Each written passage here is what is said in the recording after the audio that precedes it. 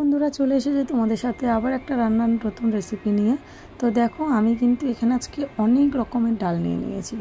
মুগ ডাল, মুসুরির ডাল, ছোলার ডাল, মটর ডাল, তরকার ডাল আর কিছু ছিল, আমি অত ডালের নাম জানি না, যে কটা জানি সে কটাই বললাম। তো বাচ্চাদের জন্য না গাইস, এই ডালটা কিন্তু খুব পুষ্টিকর।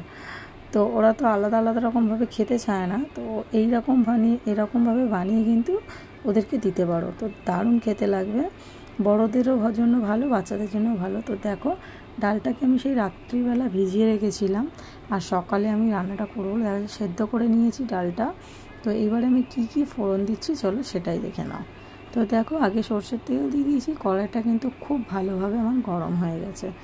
দিয়ে দেবো অল্প একটু সাদা জিরে, দিয়ে দেবো হচ্ছে শুকনো লঙ্কা ফোড়ন দিয়ে দিলাম।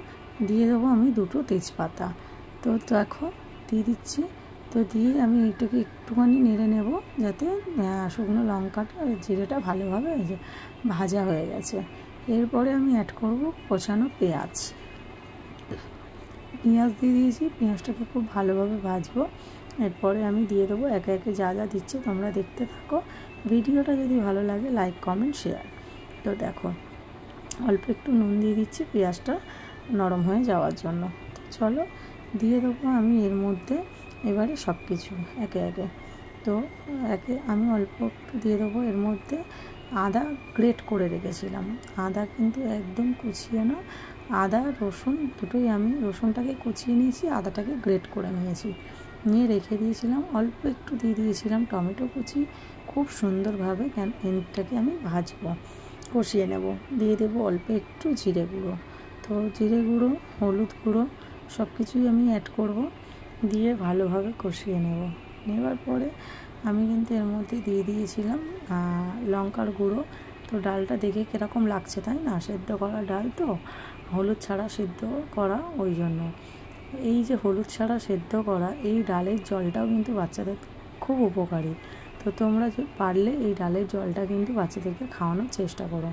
তো দেখো দিয়ে দিলাম কাঁচা লঙ্কা, ডালটা ফুটে এসেছে, দিয়ে দিচ্ছি কাঁচা লঙ্কা।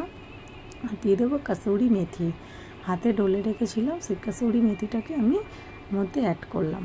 তো দেখতেই পাচ্ছ আমার ডালের কালার কিন্তু চেঞ্জ হয়ে গেছে, আরও চেঞ্জ হয়ে যাবে পুরোটা রেডি হওয়ার পরে। দেখো আমার কিন্তু ডালটা প্রায় হয়ে এসেছে। এবার দিয়ে দিলাম চিনি আর দিয়ে দেবো ঘি। তো দেখতেই পাচ্ছ ডালের রেসিপিটা তোমাদের কেমন লাগলো অবশ্যই জানিও কমেন্টে। তো আমার ডালটা প্রায় হয়ে এসেছে।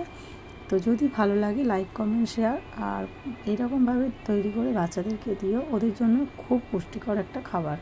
তো দেখতেই পাচ্ছ। তো চলো আমি এবারে ডালটা নামিয়ে নিই।